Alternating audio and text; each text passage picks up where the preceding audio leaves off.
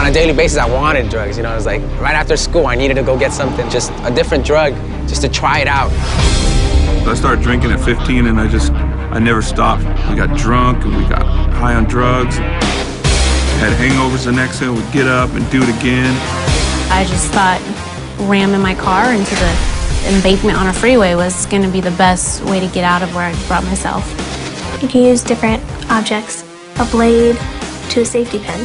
I would scratch at my skin over and over again. One day it just came to a point where I exploded. I knew I was breaking the law, and I knew that I was ruining other people's lives, but frankly, I didn't care. I just remember just like growing up going, you know, why is my life like this? I'd be miserable, you know, just be empty inside. Watching my mom cry and just seeing that, man, she really wanted me to change. I really had no feelings anymore. It was kind of like, well, too bad if my mom cries, she cries. And when I thought about that, I was like, what's wrong with me? Like, I've gone cold-hearted. The pastor, he's like, you know, if you hang out with Christ and talk to him, and then all the stuff in your life will start to fall away one by one. It's his job to get rid of it. I just said to myself, you know what? I'm tired of having last times, and I'm tired of feeling awful. I'm tired of being tired of myself. I didn't like myself, so I didn't want to like others. And I just thought, Lord, if there's any help. In one of my journals, I saw where just 2 pages are just dribbled with blood. I don't know why I did it, but I'd cut more and more, and it just wasn't getting any better. You know, I didn't feel any better about myself. So that night I decided to pray, but I didn't know what to say.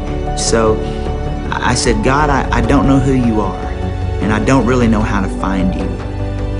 But if you're God and you're there, maybe you can find me. And I said, Jesus, you know, if you're real, like this guy said, take these drugs from me. And I just said, show me. It was something that, to me, I believe happened when I sincerely gave my heart to the Lord. I was able to be real, to be genuine with him about the hurt I was dealing with. And I knew that Jesus was God, and I knew that he was the way, the truth, and the life, and I just had to choose to serve him. When we get that revelation and understand that Jesus died for our mistakes, man, we just were like, I'm saved, I'm rescued. I just told the Lord, I don't want me anymore. I need you, Lord. I want you to change me and make me new. When I came to Jesus, all I had to bring him was junk. I needed to ask for forgiveness. I needed to repent of my sins and turn the other way and be open to what God wanted to do. I think about how I would cut on my wrist and Jesus was nailed there, you know, and that was his scar that he had, but he didn't have to. Jesus Christ says hope is possible, it's there, it's very much alive.